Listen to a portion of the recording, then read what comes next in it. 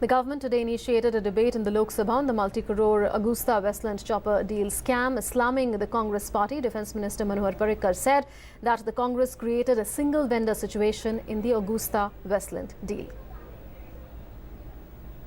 Totally 8-10 clauses को relaxation दिया गया है, लेकिन दो महत्व के मैं बोल रहा हूँ जिसका इम्पैक्ट ये सिलेक्शन पे हुआ है। इसमें केवल अगस्ता वेस्टलैंड को कंसेशन दिया गया। उनके दो जो कंडीशन मीट नहीं हो रहे थे, पैरामीटर्स मीट नहीं हो रहे थे, उसमें से उनको रिहाई दी गई।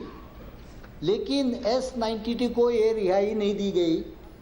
एक्चुअली ये बहुत इंपॉर्टेंट क्लॉज है, क्योंकि 75 से जब आप कंसेशन देते हैं, कभी रेयरली यूज करने वाला क्लॉज है, powers, extraordinary powers to be use in a rare conditions, you cannot give it in a resultant single vendor case.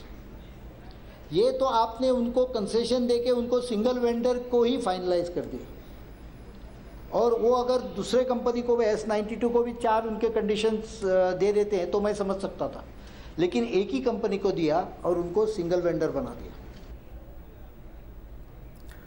The minister also said that originally the tender document was given to Augusta-Westland, Italy. However, the rule was breached in the sense that the tender was filled by Augusta-Westland International Limited of UK, which is not an original equipment manufacturing company.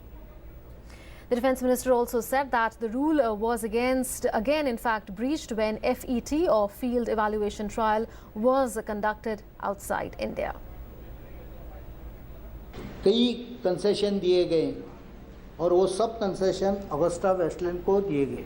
मतलब field evaluation trial जो tender document में या RFP में लिखा था कि ये trial आपको भारत में करना है, उस समय दोनों वेंडर ने कहा कि ये हम हमारे देश में करेंगे।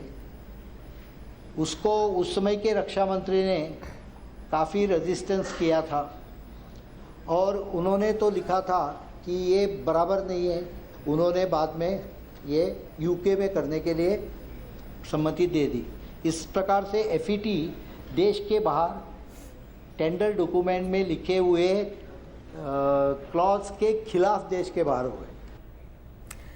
And for more updates, we are joined by correspondent Bikramjeet Singh from Parliament. Bikram, it was another stinging attack that was launched by Defence Minister Manohar Parrikar in the Lok Sabha, this time against the erstwhile UPA government. Does the Congress now have a lot of answering to do?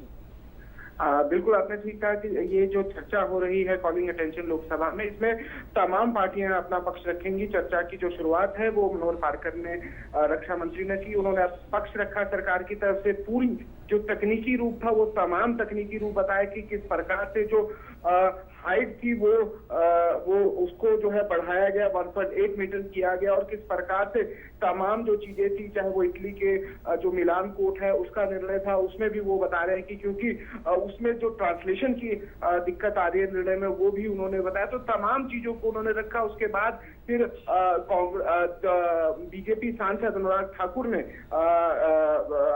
Party का पक्ष रखा और तमाम चीजें जो है कांग्रेस को कटघरे में लाने की कोशिश की। तमाम आरोप और तमाम जो चीजें हैं वो अनुराग ठाकुर की तरफ से बताई गई, निशिकांत दुबे की तरफ से बताई गई। इस समय कांग्रेस की तरफ से ज्योतिरादित्य सिंधिया बोल रहे हैं, वो तमाम चीजें बता रहे हैं कि क्योंकि ये जो डील थी, ये अगस्ता वेस्टलैंड डील, ये जो वो आरोप लगा रहे हैं कि कहीं ना कहीं पर जो कम की गई थी हाइट, जो 4500 फीट की गई कि उसको वो ज्योतिरादित्य कटघरे में ला रहे हैं, जिसके बारे में अनुराग ठाकुर जो भाजपा सांसद हैं उन्होंने साफ तौर पर कहा था कि उसको हाइट कम करने की वजह उसकी बताई उन्होंने कि क्यों ये हाइट कम की गई, क्योंकि अंतर्राष्ट्रीय मानक में कंपटीशन हो जाए और दाम कम हो जाए, इसलिए ये जो हाइट था 4500 फीट का उसको कम किया गया। तो तमाम जो है आरोप प्रत्यारोप जो चल रहे हैं, चर्चा भी चल रही है।